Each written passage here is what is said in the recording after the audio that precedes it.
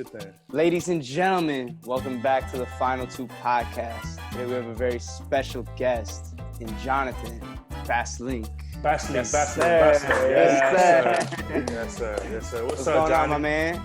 Boys, I just want to say it's an honor to just be here in general.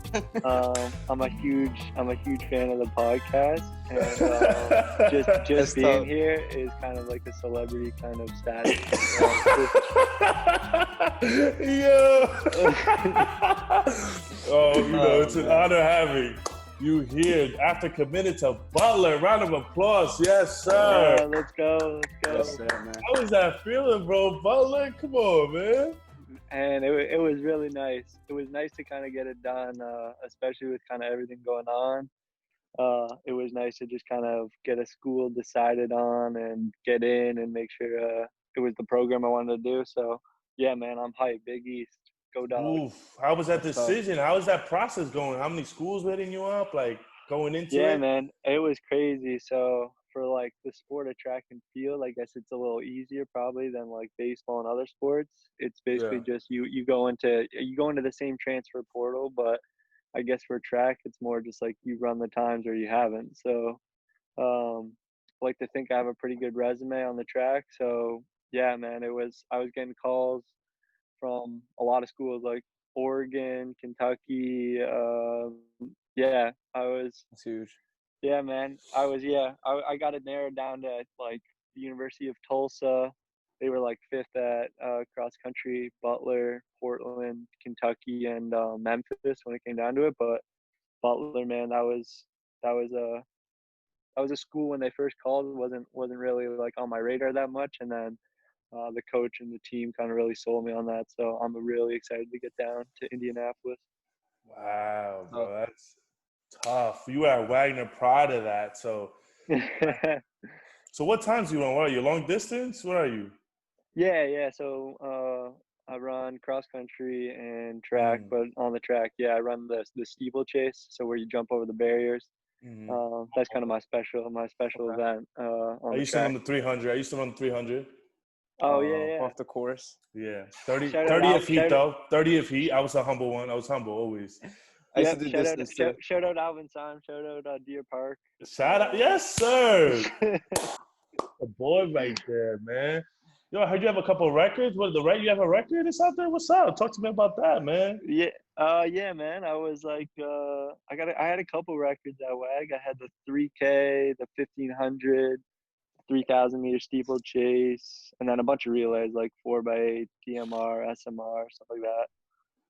What's like the toughest thing though? Like when you're running, like how do you like keep yourself so focused in that race? Because when I used to do distance, I used to die out like so fast. I couldn't like handle my stamina. Like I couldn't control it. So like, what's your way of like staying focused in the race? Nah, man, it's definitely nerve wracking. Like especially distance running, it hurts. So big thing is just kind of staying in it, like getting in a good spot early on like whether it's on the rail or being on the outside, wherever you're comfortable. Personally, I like to kind of be towards the front. Some of my teammates like to just, some of them run from the back, which is like totally fine, works for them. But I like to just kind of get out hard and get to the front and then kind of just be kind of in control of the race. But yeah, just focusing on like the lap count, where you're at in the pack, et cetera, man. So what's going through your mind when you're running? Mostly I'm just like, I'm listening. I'm a big like clock watcher. Most people aren't. Most people don't like to know like splits or anything, but like I kind of feed off that. Isn't that nerve-wracking though? Like you're just so focused on like where am I at right now in the time? Like that no, for sure, piss me off. Sure. No, yeah, exactly. Yeah, you can sit like there's a lot of times you'll come through like the first lap or the first few laps and you're like, damn, I'm way behind. Like, I gotta pick it up. Coach starts yelling at you, like, pick it up. Yeah, exactly. He's calling the split, and he was just like, "As a 62, come on, we gotta pick it up." And you're like, "Oh, damn, all right." But yeah, mostly just kind of, for me, I like to like clock watch, kind of see where I'm at, and I kind of feed off that if I'm constantly kind of ahead of the clock, and I know I kind of have some leeway, and if I close hard, then PR will come. Yo, that runner's high is different though. I'll be honest. Like the runner's high when you're running. I mean, I'll be running around the track and I get like runner's high. And I'll be singing to myself like all these different things. You know what I'm saying, bro? It's crazy. Yeah, man. No, for sure. What high school did you go to? I went to Holy Cross. Okay. It's in Kingston, Ontario. It's kind of halfway between Toronto and Montreal. Damn. So how did Wagner even recruit you? How did you Yeah, get how'd you get recruited that to Wagner? exposure? Yeah, Yeah. man. It's actually kind of a crazy story. Give me it My all. I want to hear it all. my cousin committed there for basketball on the women's team. Um, and when I saw she committed, I was like, oh damn, I've never even heard of this school. Like let me email the coach because I was trying to run Division One, and I was like a mediocre high school athlete, like whatever, like 420 miler, like 156, 157. 420 miler, Yeah, yeah, mediocre. I yeah. run I a mean, I nine could barely, mile. I could barely break 5 I in a run a mile. 9 minute mile. Nine yeah. minute. No, that's good. That's good baseball stuff, bro. All right, sorry. So keep going with the mediocre 420 mile. Go. So yeah, I mean, I had a few colleges I was back and forth on, but yeah, when I saw she committed, I emailed the coach, and then they kind of like had me down the next weekend on a visit, and fell in love with kind of the New York City atmosphere and the teammates, the team and everything like that. The coaching philosophy was something I really liked, so I pretty much signed like the next weekend. Like it was, yeah, rest is history. That's the thing with track. It's like you just send them the time, right? They just need to really see the time. They don't really need to see you 100% as long as they see the official time, right? That's really all they have to see. Exactly, yeah. It's That's not like crazy. basketball or other sports where it's like you kind of need a highlight tape, and then it's um, No. like I could have put together a decent high school hoop tape where I'm just like never missing, but I'm playing against like Canadian white guys, and it's not really indicative of anything, really, right? It's a lot more But yeah, analytical. Yeah. So oh, for sure, for sure.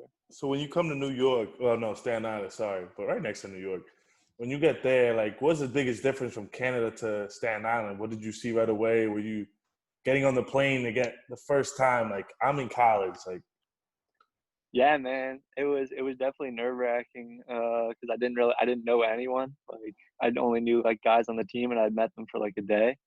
So it was definitely nerve wracking going to a different country in general. But yeah, they were great with everything. I was lucky enough to have a unreal roommate in Alvin Stein. Shout out him again. he was your Room roommate? 421. Yeah, man. Oh, shoot. I didn't even know that. Yeah, man. We were boys. That dorm room went crazy. Yeah, I remember when Alvin committed to Wagner. Yo, that boy was like a legend at school. Everyone was like, oh, he's going Division One. Oh, man. Then the mission started running. It was over from there. Yeah, man. Those missions are legendary, I've heard. That boy is different, yo. Man. So you're close with Alvin. What's your relationship like with Troust? Because we had him on the show recently. What's that Yeah, man, I bond like? heard. Yeah, Trashy's like a great friend to me. Really like my biggest training partner at school. Hmm. Yeah, we do pretty much every workout together. Yeah, one of my best friends for sure. How is Chauncey was telling us stories how he works, and it's like I heard he overworks himself. He's like so on himself all the time, and it's like I heard that boy's nice. That boy's different. Oh yeah, man, that boy's quick. Like some of the records I had, like the 1500 and the 3K that I talked about before, that boy took them down. So, yeah, it's a battle, but yeah, it's definitely the sport of track's tough, man, because there can be a point where you work too hard, like, and you're not recovering the next day. But he's big on like he's very invested in the sport, into like recovery, into like kind of eating right, into like hitting every split at workouts. Like he's yeah, very very motivated for sure. So talk to me about the dieting part of track. How has that come to an impact? 'Cause I know when I run, bro, I feel that rice, peas, and chicken right up my stomach, man. No, for sure, for sure. I mean, so I've had a bunch of different people, like whether it's pro runners or like not even pro runners that kind of have different approaches to dieting. Like Trosty's a vegetarian, but I wouldn't even say his diet's that great, honestly. But with that being said, like there's a lot of people that go about um, the fact that we run so much, we burn so much calories. Like I kind of earned the right to eat whatever I want. Yeah. And sometimes you need that. I think more calories are probably better than like less calories. But the big thing with us is just kind of getting the right amount of carbs, getting the right amount of like proteins kind of at the right time. I'm sure it's the same kind of almost for a lot of sports. Like after you work out, you gotta like be able to like have a protein shake. But with runners, it's more getting a protein shake or getting some sort of protein kind of right after you run, even when you're probably not feeling the greatest. Yeah. And then like meals wise, it's just kind of getting a lot of carbs, and trying to avoid like kind of a lot of like sugars and candies, because that kind of can cause inflammation of your muscles and you're not going to be recovered for the next day. So yeah. So when did you realize that in high school? Were you doing the same thing with the dieting part of it, or?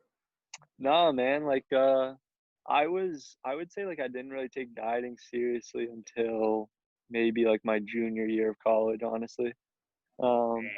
Junior and like year? You sound like Nikosi telling us about like no, for sure. plan ahead. Yeah, no, for sure. Like I would say even my like freshman year and sophomore year, like a lot more sweets than I would have now. Like I'll still have like I'm not like not gonna have a cookie or whatever, but now I'm more focused on like getting the right foods into me kind of at the right time. So whether it's coming in from a run and like having a protein shake, drinking like more milk, and then making sure kind of every meal is kind of hitting a food group. So I'm not just kind of having like pizza every night at a school or whatever. Making sure I kind of hit every food group, every meal. So what was the toughest part you think from high school to college, the transition? The mileage, man, that was like big. Like I went from running like 40, 50 kilometers a week, so that's like 20, 30 miles, to now I run like almost 90 miles a week. Damn. Yeah. Damn, bro, I be running 3 miles a week. And sometimes I skip a week because I'm too tired from the week before running 3 miles. So what Yeah, pushes man. you to like, go above and beyond with your mileage? Oh, that's nuts. Do 90 a week? Like what makes you want to do that every week? Just kind of like the fact that the more like you can't burn out in running from running like easy. So like it's so easy to like just kind of add in those extra like few miles of easy running, because you're not going to like kind of burn out. You're not going to like hurt yourself really, as long as your stride's kind of efficient. So for me, it was just like knowing that I don't kind of have the talent of like some of the guys even on my team, like Trosky and like shout out Robbie Giudice Pietro, shout out Will Cuthbertson. Some of those guys are like severely talented, like ridiculous speed, ridiculous gas tanks. And I knew kind of, not that I didn't have any talent, but I just needed to probably work a bit harder in order to kind of get the same results. And an easy way to substitute that's just like running more. If I'm like able to just kind of run more and do it consistently, like week to week, that's gonna like add up. Yeah. So that's kind of my motivation, I'd say. Have you ever hurt your hamstring at all while running? No, I've never hurt my hamstring. I've kind of had calf issues, and I'm like notorious for having kind of foot problems, but no, never hamstring. Bro, I pulled my hamstring, bro. I didn't pull it. I strained it. And bro, I was out for like a month and a half. I could not recover from that, and that was the most difficult thing. So I can just imagine track how that was, bro. Well, I would say it's a big like sprinting issue for sure. A lot of sprinters have the tight hammies. Well, even in distance though, there's a point in the race where you got to sprint at the end. Like where do you like, especially with that? Like I could still imagine myself like pulling my hamstring because you're running so many miles, and then last lap, then you're just going full speed. So how do you really conserve that energy? Like, what's that mentality like? Nah, for sure. Yeah, I think like big thing to kind of avoiding those injuries is just kind of having like a proper warm up. Like whether it's kind of getting like the rope and the bands out, and making sure kind of everything's like constantly like firing. And if something is even like remotely sore, then like kind of putting the ego aside and being able to be like, okay, I'm just going to go easy today in practice instead of absolutely ripping this like last rep or whatever. So like kind of being smart in your training is kind of big. But yeah, I mean, like last lap of a race, like knock on wood, I've never had anything like that kind of happen. I got other things kind of on my mind, like getting it done or like beating the guy next to me. Yeah, and knock on wood, hasn't happened yet. The fact about ego is so big because I feel like every athlete, every person especially has an ego, and it's like you think you're better than what you really are. Sometimes your head gets in the way, and that's just one thing I feel like it's the number one thing for athletes. What did you say? What was I about to say? I lost my train of thought. Fuck. I lost my train of thought. What was I gonna ask? No, I would say egos are big, like especially kind of in running, because like especially when we have like our easy days, like we'll do like work like track workouts, so like interval work Monday and Wednesdays. So those like days between are days pretty much to recover. It's just kind of time on your feet, and like the pace doesn't matter.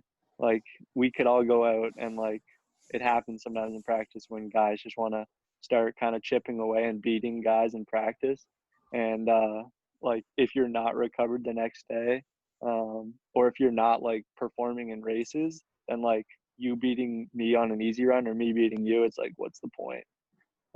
It'd be like if you're batting 500 in practice, like doesn't matter if you can kind of put it together in a game. In a game, yeah, you can have how many home runs you want in practice, but you can't bring it in game. It's a whole different story. Exactly, and maybe you making those extra like 5-10 swings is probably detrimental to like, your next Oh my game or God. stuff like that. Yeah, 100%. It's like sometimes you got to do less to be better in a game because then you start creating these habits that are really mess you up. Exactly, yeah. So when you got to school and college part, it's not just running now. It's like, how did you choose finance? How did you choose that career? Yeah, that was kind of a roller coaster too. I was actually an accounting major for the first 2 years of college. Yeah, and then I was like, so it was Alvin, right? Yeah, I think Damn, you guys gave up on accounting? I'm an accounting major, man. No. So for me, people would constantly go up to me and be like, "Oh, so like you want to be an accountant?" I was like, "Not really. I want to work in like wealth management in the financial sector." Talk to me nice. In the financial sector. I would have preferred accounting a little bit. But I don't want to be an accountant, but I want to have the accounting background. And people were just like, "Man, why are you doing that?" So I was like, one day I was just like, I don't know why I'm doing this. Like, regardless, if you're taking finance classes, they're gonna cross paths no matter what, too. Yeah. Oh, exactly. I gotta know, like, as an accountant, I gotta know parts of finance. So. Yeah, I still believe kind of having a core like accounting background is like something a lot of companies will look at and like think like, okay, this guy has very good fundamental background. Like, for sure, he can easily like learn like forex trades and like or currency exchanges and stuff like that. Anything in the financial sector for sure. But for me, it was just more like the fact that I didn't know whether I wanted to come back to Canada to work, or the fact that I want to stay in the U.S. And accounting just had different standards and different tests for me to become a professional. So I was like, if I get finance, that's more like a kind of general degree that I can. If I decide to work in the U.S. or work in Canada, then it would kind of it will like cross paths better. So you think you made the right choice? You think you feel good doing finance and it stands out for you more? No, yeah, for sure. Yeah. I don't want to be an accountant. So that's kind of the main thing for me. And I think the financial sector is pretty broad. So, I was happy with my decision. So you're really big into the stock market? What do you think about the stock market, huh? Talk to me. Yeah. Talk to me nice. Yeah, man. I've actually been trading like options lately. Risky guy. Yeah, a little risky. So like a little bit like, do you follow, you know Dave Portnoy from Barstool? Yeah, man. Barstool, yo, he's hilarious. Davey Day Trader Global, like just risking it all. He kills me, bro. No, I don't have the money he has, man. That man put like he started a Equestrian account with like $3 million, and it was down to like 1 in like 2 weeks or something. I think he brought it back though, but yeah, No, I'm just like, when the market kind of went to shit in like March, Mm. But I like, yeah, I was like, all right, it's time to just kind of play around here. So yeah, just like whatever, nothing too risky, just kind of like long-term options that I kind of have faith in these companies to go up. Mm-hmm. But yeah, What you say, it's smart that you're doing that on the side, because everything, it was a major halt in our economy, in our world.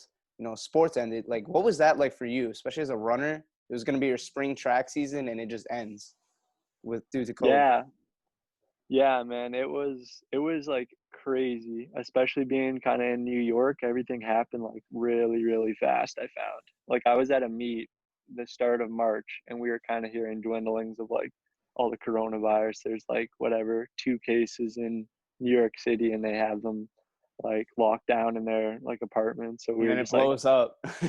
yeah. And then like we're back at school, and now we're not allowed to like serve ourselves like dinner. We have people that are like scooping like our food for us. And then it was yeah, like we were looking forward to outdoor because indoor just finished up, and all the guys were gonna come up to Canada for a little training camp for spring break. We were just gonna kind of hit a lot of runs up here, and then yeah, man, it was like Just end. 1,000 cases like already, and then it was like, okay, sports are shutting down, the NBA's canceled. Like it Crazy. was, yeah, crazy, everything bro. moved so fast. Yeah. How did Canada get affected? Because I never really looked into it, like besides the U.S., obviously, like with the Yeah, cases. I would say so. Like Ontario right now has, um, I think 34,000 cases, but 80% of them have recovered. It's And huge. in my city right now, Kingston, there's like 66 cases, and all have recovered. So like we have no active cases right now. Mm. So yeah, Canada was like very, very conservative. Well prepped. Like, yeah, I would say, yeah, well prepped. We kind of took things like really seriously. Some people say like overcautious, but I guess you can't really be too I mean, you're in a overly. great state right Yeah, now. Like, as a yeah, country. exactly. So I'm hoping for the best. Like we're down to I think like around 150 cases a day. So hopefully we can get that to like double digits soon.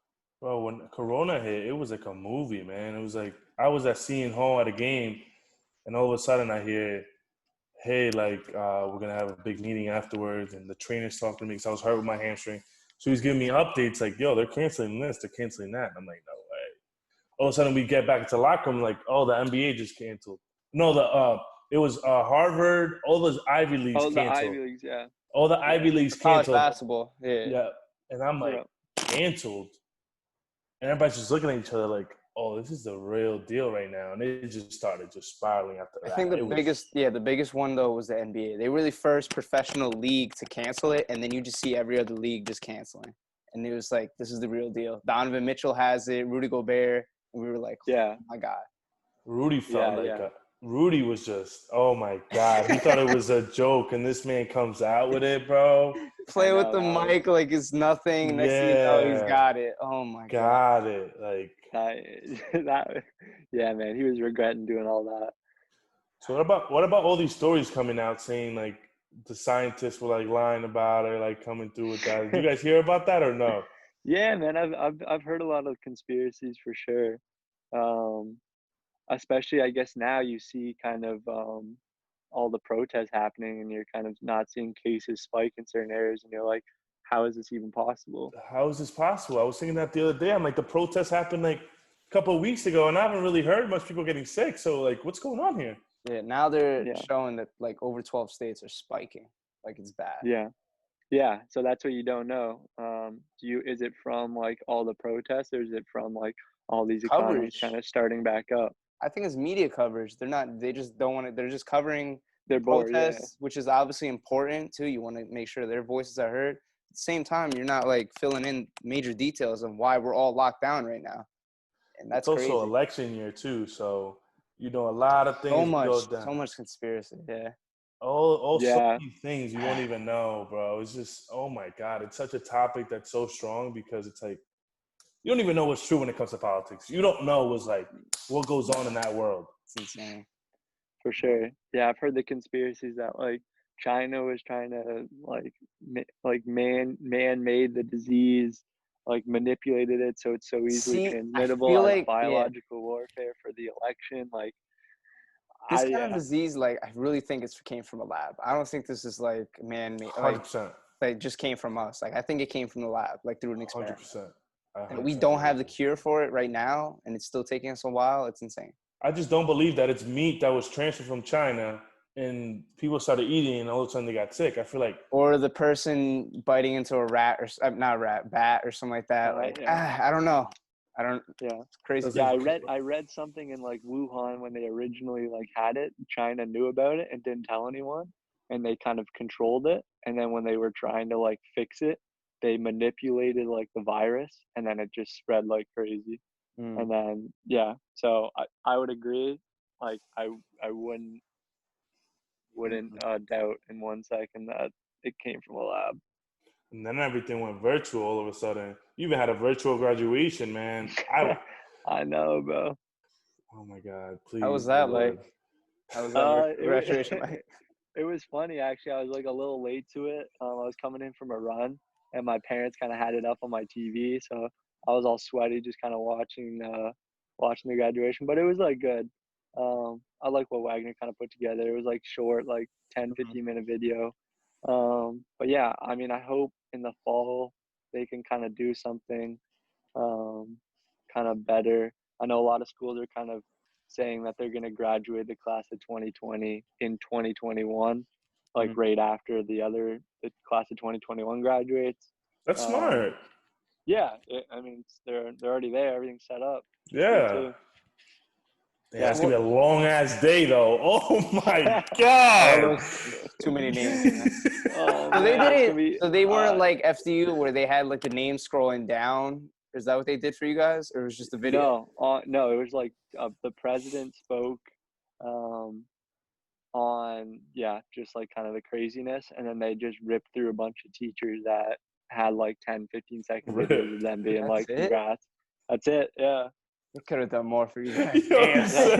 he said they ripped through videos, yo. Damn, they got. It sounds like they rushed it to make it happen. Yeah, I didn't even see my name. I didn't see my name click up. I didn't get to click to walk across the stage. Nothing, man. we had a guest. God. We had a guest in Lauren. She graduated from our school, and like I was talking about it, like the names were scrolling down. She missed her name. Like, just think about it. Like, you have that one chance just to see your name on the screen. You miss it because it's just flying down. It's yeah, just sucks, man. 4 years, man. I'm just like kind of hard work to get it on there. Yeah. Oh my God, those 4 years, so many memories though. How isn't college so cool though? Because it's like you grow up so much from high school to college.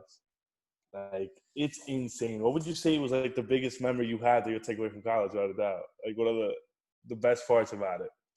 I agree, man. Like, I look back at kind of some of the photos like my freshman year, and I was like you really don't notice that much of a difference, but then you look at photos and you're just like, wow, I was young. You glow up. Yeah, I was young. But man, yeah, just like the memories of like, even being a college athlete, I think you still kind of have so much free time. So just being able to kind of like hang with some of like some of your friends, your teammates, and really kind of building relationships that are gonna kind of go forever. Because college really is, man, some of the best 4 years of your life, without a doubt. It really is, and it's crazy. It's crazy to see how track is though. I feel like track teams are usually so united and together, and it's like because you guys do everything together. Like in my school, the track team is like this. Like they're all like that close. No, for sure, yeah. I guess it's just it's the other fact that especially running cross country and then indoor then outdoor, you're with them the whole year. Like there's no off season. The only time kind of you're away from them is in the summer, and half the time where you're meeting up for runs in the summer. So yeah, especially like the in such kind of like a painful sport, I guess, kind of being around guys that are doing the same thing. There's a lot of like camaraderie. Yeah. What would you say? Did you get any internships during that time at all? Yeah.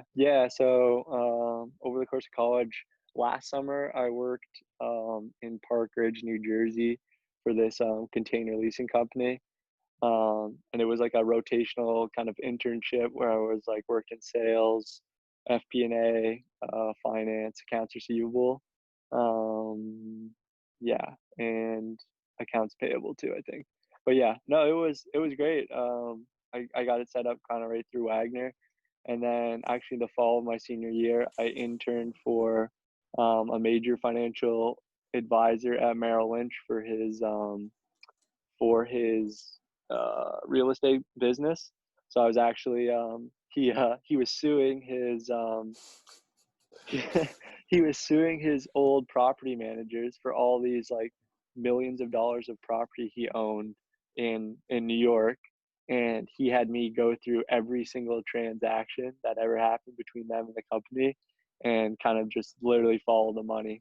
And How was yeah, that? so Oh it my was God. great. It was like an awesome learning experience for sure. Very like tedious work, but yeah, he's Ryan. If you're hearing this, I don't know if I'm allowed to speak about this, but yeah, he's suing them for like couple $100,000. I'm pretty sure. He's gonna kill you for Um, saying this already. Ryan, if you hear this, I'm sorry. An But experience. if you end up getting that money, then like I think you have my Venmo, so you could just hit me. Wait, were you getting paid? Was it a paid internship? No, that one was not paid. He cheated. Yeah, Oh I my know. god. You need I to know, share. You man. need to share That that was money. tough, man. He would show me his portfolios too at his job, and he's doing quite well. He's doing quite well for himself. Merrill Lynch, yo. Would you I don't know, bro. I wanna like try I always hear the name and stuff like that. I'm like, I just wanna work there at least for a couple of years to see how it is to work there. Cause you hear so much about them, bro, and it's like, what would be your dream job? Would you say that would be like getting there or no? You wouldn't want to work there. So I would say early on in college, like that's really what I wanted to do. Like go kind of work on Wall Street, like Mm. work for a big bank, kind of work that kind of like 9 to 5, and just kind of work up to building like a good like clientele. But Mm. like now I've seen like a lot of like I have a lot of interest in working in like kind of college athletics from like the administration side. So not like being a coach.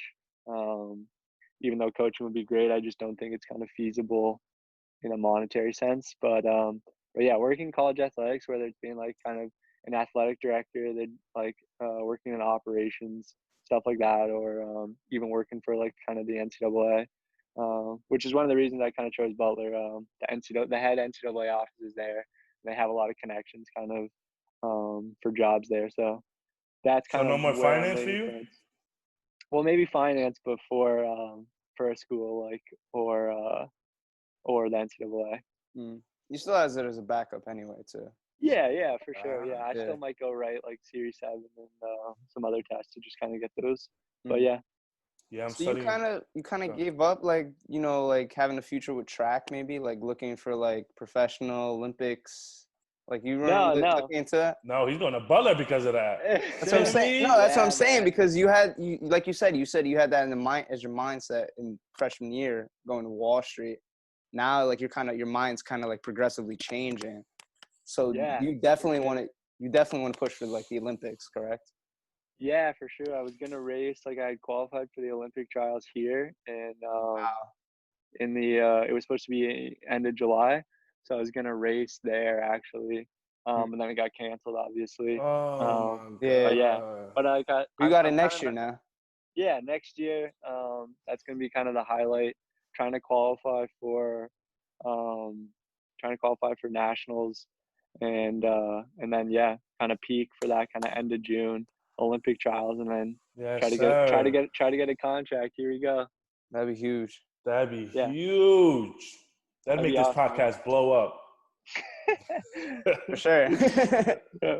Oh, I'd be a reappearing guest. Don't worry, don't worry. So Oh, of course.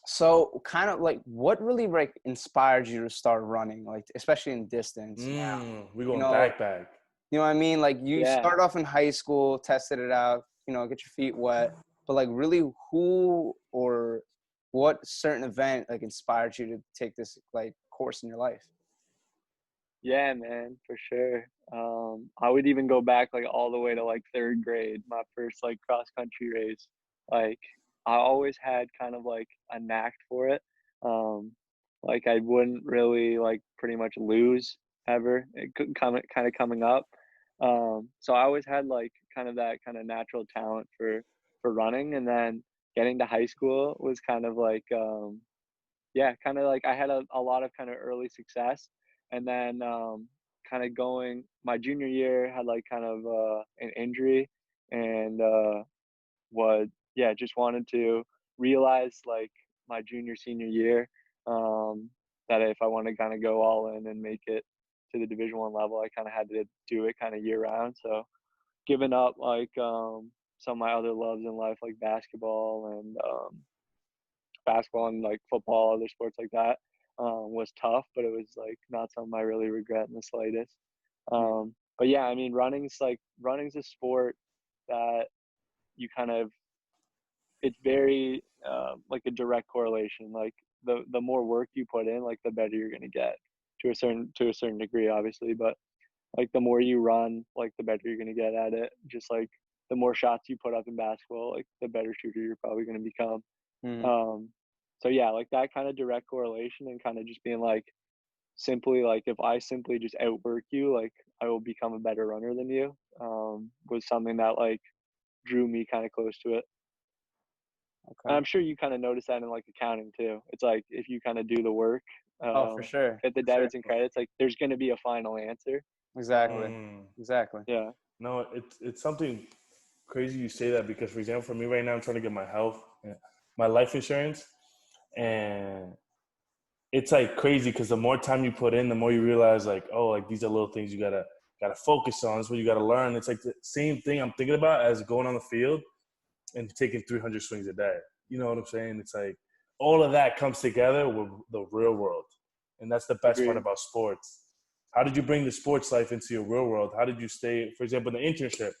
How did you go like a lot of things related to track when you were working? How were you really like able to manage your time with both? You know, like it's a lot on your schedule.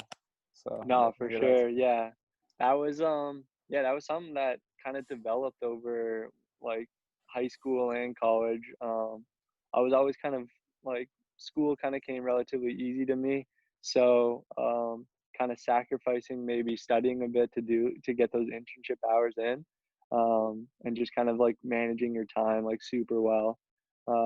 Always kind of having a plan like before you go to sleep for the next day is kind of pivotal. Like I find a lot of people kind of someone will pop up on their phone and just be like, "Oh shoot, I have a meeting here."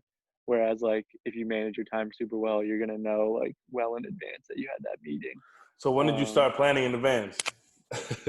I would say maybe probably um, like high school kind of like I always had a part-time job, so managing like school sports and kind of a job, probably not to the highest degree as when I got to college, because like my senior year of college, like I was like in the finance club, in the accounting club, in like Wagner Selects, like a business community. I had an internship.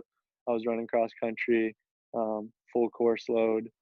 um yeah, with like Wow. social relationships too, like if you want to kind of have friends and All that family and kind of together. yeah, whether and getting in the gym, like doing all those kind of extra stuff. um yeah, so like it's kind of like something that like just the more you do and the more you kind of the more you take on, the better you kind of get at it, I would say. That's something I'm taking this summer. I'm taking 3 summer classes, my life insurance, and there's a course that they're giving, the SIE program, and it's like, yo, I have like no in the podcast. So right now, Yeah. as I'm studying for all this and doing all this work, it's like I'm in my head like I need to drop something, I need to give up. But then part of me is like, no, man, figure it out. Like just figure it out. Just go through and learn. It's like it's teaching me so much during this quarantine and this like world we're living in now. It's like I know if I do all this right now and somehow, some way, get it to just get it all done, I'm going to feel so much better about myself afterwards. Yeah, likewise, I'm currently in an internship as well, working at a small firm. I'm getting, insight on both audit and tax. I'm also a lifeguard for a pool, and I'm also doing this podcast. So what, like Ali was talking about, you kind of want to keep yourself busy, because the minute you finish this, the minute you get out of this quarantine, you're already up there. Applied for a job application for Ernst & Young, applying for their tax team for the internship.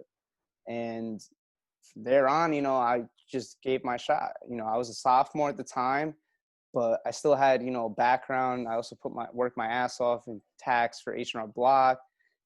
Basically your mentality as a student, and especially yourself as an athlete, you want to work yourself. This is your hardest time to work now, because that will benefit you for the future, especially coming out of this quarantine. So yeah, I totally agree. Like I find like half the time you kind of just have to just dive into stuff and just kind of like, when people like call upon you, be that guy that's going to be like, yeah, like I can help you out. Yeah, I'll do that. Yeah, always yeah. Yeah, exactly. And just kind of taking on that stuff provides you with so much like learning and so many like resume builders and stuff like that. Like it would have been so easy, especially during this quarantine, to like sit on your ass and collect unemployment. Like, but like if you're out there actually getting jobs, like you're gonna hope that people kind of recognize that you're taking classes, you're as well as kind of perfecting your craft of like your athletic abilities.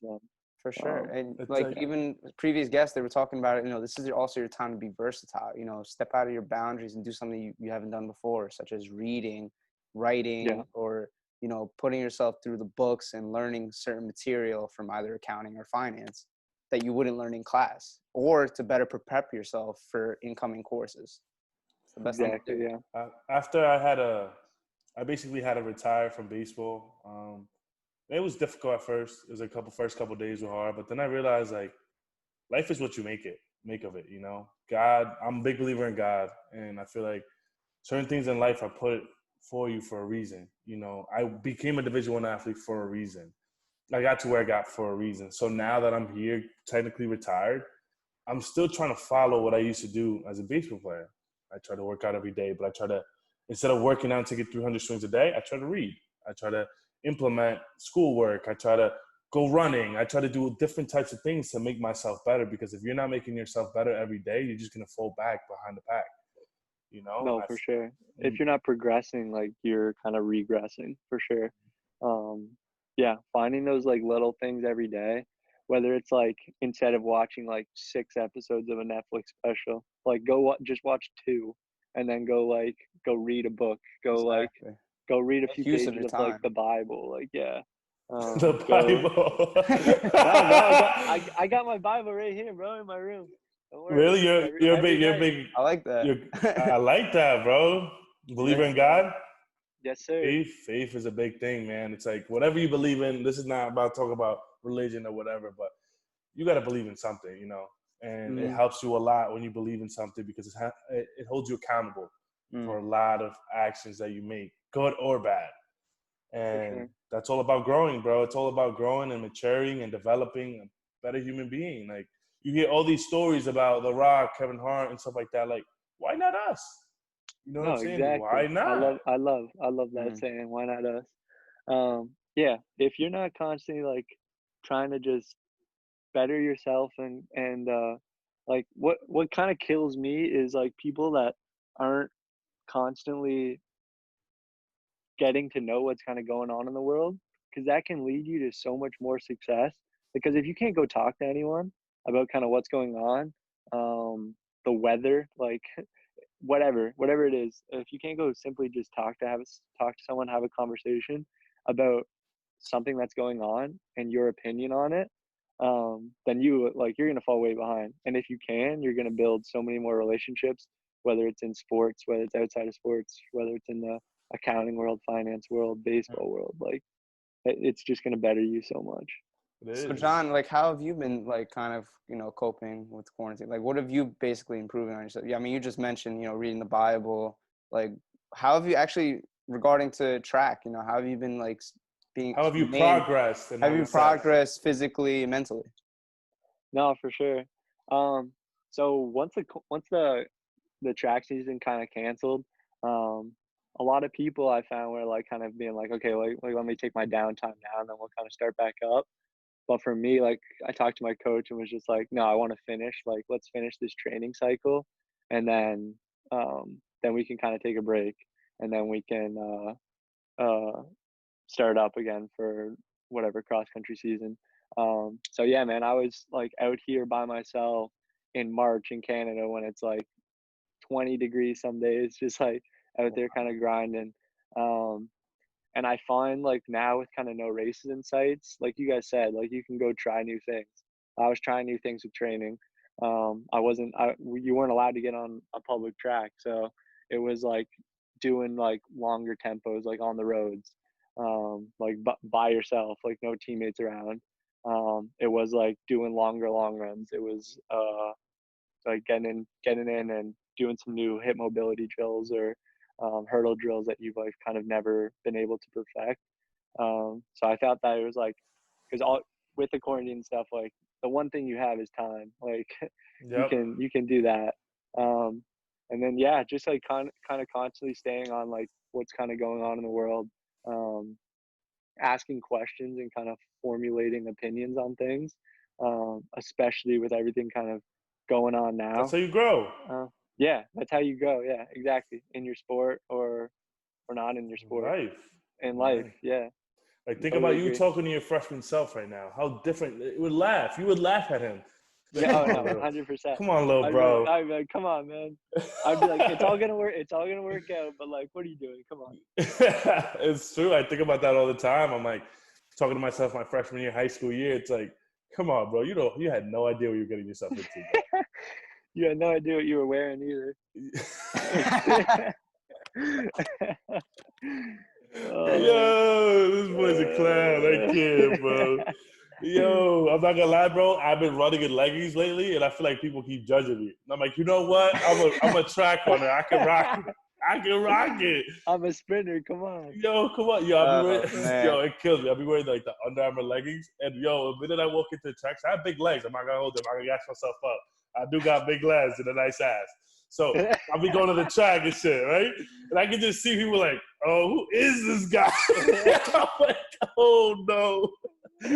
Yeah, I can't. No, man. So so Ollie, that's us every day, man. Come on. Yeah, with the short shorts, yeah, with bro. the half tights, bro. People are like, I'm walking in there like this, like with a little bag on, like headphones on. Yo, I bet you when they look at me, they're like, this guy's definitely like an Olympic runner. I got like that. So bro, at least you're like buff, bro. I'm like 6'2", 150. Like people have no problem saying anything to me. Like they'll be like, "Oh, yo, nice shorts, like run, man." Like, whereas if they said something to you like nice tights, you would just give them like a look, and then they'd be like, "Oh shit, all right." Yo, I'm not gonna lie, because I I feel like people talk about it, but they be like looking side to side, like.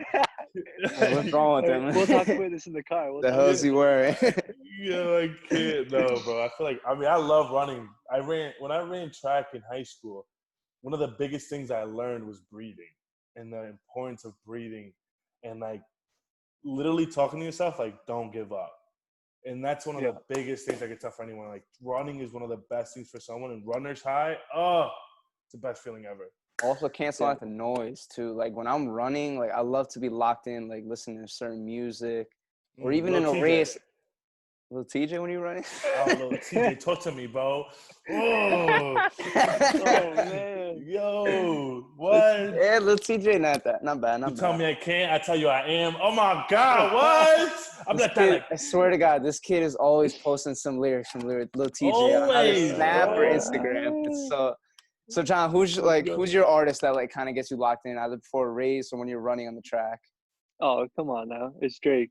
One of them. Oh, yes, sir. Yes, sir. God's plan. God's plan, man. What's your favorite track from Drake? Drake? I like old Drake. Old Drake and new Drake. So Take Care album. Oh my God. Talk to me nice. Take Care. Come on now. I like Take Care. What was the recent one? I think it was 2018. 28 Views. No, it was right after Views. Oh, right after More Views. Life. Oh, he No, knows no, on where top he of his it was the head. picture. It was the picture of his face, basically. Nothing was the same. Nothing was the same. Wow. What was That's it? old though. That's old. Picture I'm of pull his it up face. right now. I'm pull it His up right now. face. Yo, It was you like sure you talking about jaded. Drake here, bro? Yeah, man. Scorpion. Oh, Scorpion had Scorpion. Yeah, bangers. Scorpion yeah. had bangers. Scorpion Nah, went hard. bro. When God's Plan came out, bro. Oh Blew my up. That was God. the Blew up. anthem. God's That's That the was. anthem Plan. up here. God's Plan. Oh my God. I And I'm so played bad with that. lyrics. Dude, you play that after you aced the exam. Play that after you got that game winner in a game or winning the So you're race. going to bed. I only love my bed. Going to My bed. mama. Come on, man. Yo, come on, bro. You can't even lie. Like, that's so motivational. Like, I be running, bro. Like, you tell me I can't, I tell you I am. Like, I be like, oh. I can't Like, listen. I cannot race without music. Like it's just not as motivating as when you're locked in. Like you just need like tunes to put your Pop Smoke. Like Pop. somebody Yeah. just talking here. Pop Smoke, bro. R.I.P. Pop Pop, Smoke. baby. Yep. Sure, R.I.P. Pop, man. Who's like another like not model, well, athlete that you kind of also like you really wanted to like, you know, be just like him. Like for me, I mean, I was motivated, inspired by people like LeBron, E-Rod. Kobe, listening to their mentalities and like their ethics, their work ethics. It was insane. Like I model it not only in sports when I work out, but like I also model it when I'm like working like in accounting or something like that. You push yourself to go above and beyond. So like who's someone for like that kind sure. of pushes you or inspires you? Yeah, along the exact same lines. I actually read a book recently. It's called like Relentless. It's Tim Grover's book. He was Michael Jordan's trainer, Kobe's trainer, Dwayne Wade's trainer. And kind of the stories he tells about their mentalities, like whether it was like every day he would just text Jordan and he would say 5, 6, or 7, and that meant, are we meeting tomorrow at 5 a.m., 6 a.m., or 7 a.m.? And it was like 80% of the time it was like 5 a.m. Damn. And so it's just every day, man. And then like the amount of times, like you guys, I'm sure you've heard the Kobe stories, where he called his trainer Tim Grover, like 2 a.m., 3 a.m. and he'd just be like, Tim, you gotta come to the gym, bro. I can't figure this out. And Tim will get to the gym, whatever, 2:30 in the morning, and he's dripping in sweat, like he's been there for like days, like ridiculous, bro. He has that butt So sweat. He smells. yeah, it's ridiculous, and he's just like, It's yeah, hard man. work, He's just though. like, I can't figure out like this 2 dribble going to the left fade away at this spot, and Tim will be like, all right, man, let's work it out.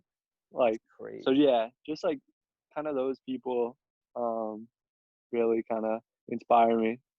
Both like kind of mentality and the kind of the way they go about their business. It's just insane, like listening to that, especially Michael Jordan, that documentary, just relentless. Yeah. Oh Like my the God. littlest thing No, will push relentless. him to beat that person. Do you Yeah. feel the same way when you're on that track? Like you see all those runners next to you, like I'm gonna beat every one The of them. shit talking. The No, shit Like, how do talking. What is No, your for sure, mentality man. like right at the start line? No, for sure. Yeah, just going in with like kind of the utmost confidence and the mentality that like you worked so hard to be like kind of on the track with all these people. And for me, kind of, and I think every kind of great athlete, you kind of always have to have that kind of chip on your shoulder. If you don't, then there's probably an issue. But like, yeah, whether it's something to prove to kind of yourself, whether it's something to prove to like all these guys on the line against you, whether it's something to prove to your coach, or something to prove to family members or friends. Because there's always gonna be people that doubt you, like in life. Always. Like family members, coaches, friends, teammates. Like there's always gonna be people that say like you can't do something. So just kind of having that in my head, and lately the number one thing the past like few years in my head going into every race is like my one mentality is just like, let's make this hurt as bad as you can. Like there's going to be a point in this race where it hurts, and just make it hurt more.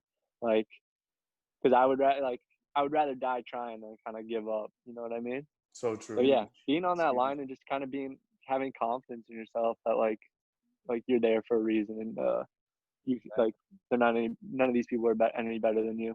Exactly. It's like basically having that mentality. It's like you don't want to have any regrets. you want to go all out no matter All what. out. Exactly. Yeah. That's why I baseball after, I bet you I haven't told you like my story. Yeah. But after my attack, I came back. I said I give baseball one more year. I'll give baseball one more year and see if I die. And I ended up having another one in November and broke my nose, shattered my face, and I was like, yeah. Well, basically about to hang up the cleats pretty soon. And right before the season started, I hurt my hamstring. And right there, I felt like, all right, I gave it all I could. I gave this game all I could. I basically almost lost my life because of it. And it's like, you know what? Maybe it's God just telling me, like, he's protecting me from dying on the field. So it was just like, you know what? It's time for me to find another purpose in life and another following. And that's where I found. I was like, you know what? It's time to just push through this. And that's where I'm at now, bro. And that's why, like, I love having people like you on the show and, like, speak about your story and telling people, because we all go through the same similar obstacles as athletes, as people in life. Like, you're not alone. You know what I'm saying? Like, you will get doubted. You will say you're not good at something. It's like, okay, and I'll figure out a way. Don't worry. I got this. I'll get in my bag. Exactly. Couldn't agree more. Like, my real definition of like someone that's a great athlete or just a great person is someone who is not like the best runner or the best like the person who jumps the highest, the person who scores the most points. It's like the person that gets like every single ounce of potential out of themselves. Like, because the last thing you want to do, bro, the last thing you want to do in college and whatever is like look back and be like, damn, I could have done more. If you're like, I could have done more there, then like it's gonna be tough to live with yourself. Whereas like you said, like if you just give it everything you have and it's not there at the end of the day, man, you put everything you had into it. You can walk away a happy man. Of course. It's inspiring words, man, for real. There's doors open. Different opportunities will come. And it's like, yes, let me open the door. Bro. God's plan. Yes. It goes back to God's plan. It goes back to God's plan. Always does, bro. For sure, man. Oh, man, you tell me I can't. I tell you I am. Johnny. Love having you on the show, bro. This is awesome, man. Johnny, thank you so much, man. Congratulations on going to Butler. I appreciate you guys. I appreciate you guys. I'm a huge fan of the podcast. I'm a huge fan of you guys individually, so it was an honor and a privilege. Oh, Johnny, I appreciate you, bro. And if you ever hear about Merrill Lynch, any opportunities coming in, hey, on my way, baby. I got you, bro. If you end up going to the Olympics, shout us out. Bro. Some connections, bro. Send them my way, bro. Send them my way. No, for sure, bro. I got you. I'll send you some emails after this. All right, brother. I appreciate you, my man. Guys, thank you for watching. Yo, Sal, send it off, boy. Do your thing. Listen, everybody stay safe and healthy during these times of quarantine. I got my old lady right here, safe and healthy. You know what I mean? It was a pleasure to have you on the show, Jonathan. Everybody, it's been the final 2. Peace. Peace.